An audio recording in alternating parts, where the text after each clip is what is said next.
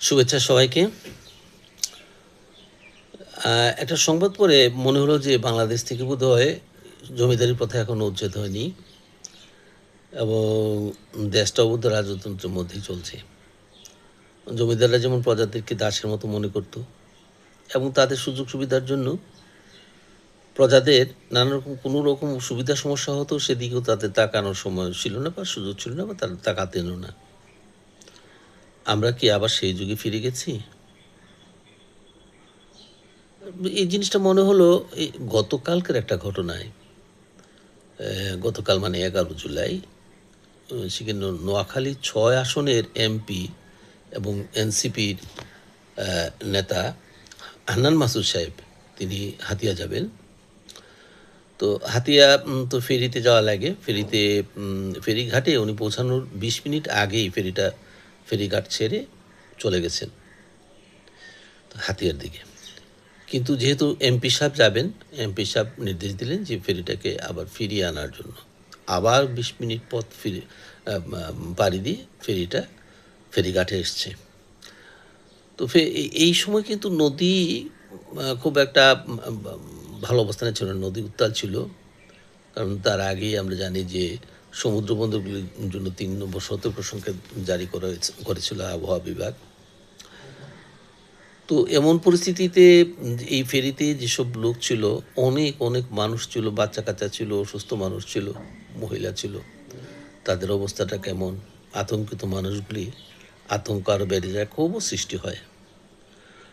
তো এমপি সাহেব কিন্তু এটাকে এমন এড়িয়েই গেছেন। উনি মানে বিভ্রান্তি তৈরির চেষ্টা করছে কেউ এরকম বলছেন। আবার তিনি এমন কথাও বললেন যে আমি সংসদ সদস্য, সরকারি কাজেই আমার হাতিয়া যাওয়া জরুরি ছিল, তাই আমাকে ফেরিতে যেতে হয়েছে। হ্যাঁ, এমপি সাহেব যখন চলাফেরা করেন তার প্রতিটা কাজেরই তো লক্ষ্য থাকে, সরকারি কাজেরও লক্ষ্য আছে এবং অত্যন্ত জরুরি। স্বাভাবিকভাবেই উনি যে এলাকার এমপি সে এলাকায় উনি যাবেন, এটা তো জরুরিই বটে। তো এত জরুরি কাজটা উনি কি নিশ্চয়ই আগে জানতেন। তো রওনা দেওয়ার সময় কি উনি হাতে সময় রেখে রওনা দেননি? স্বাভাবিকভাবে সেই প্রশ্নটা আসেই।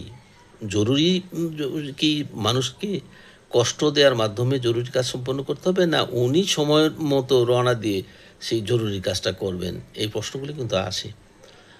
আর হান্নান মাসুদের এই ফেরি সংক্রান্ত বিষয়টা কিন্তু একটা নতুন না।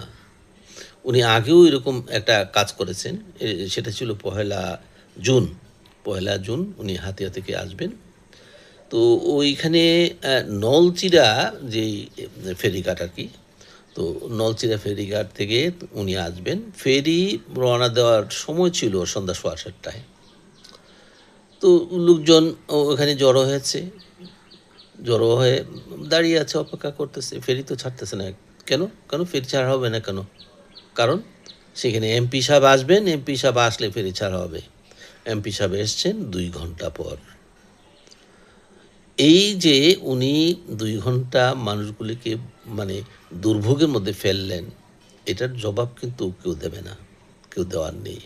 আর উনি তো বলেছেন যে উনি সরকারি কাজেই আসা যাওয়া করেন। হ্যাঁ, ঠিকই তো, সরকারি কাজেই তো যাওয়া আসা করেন। উনি হাতিয়া গেলেও সেটা জনপ্রতিনিধি হিসাবে তার দায়িত্ব পালন করার জন্যই যাবেন।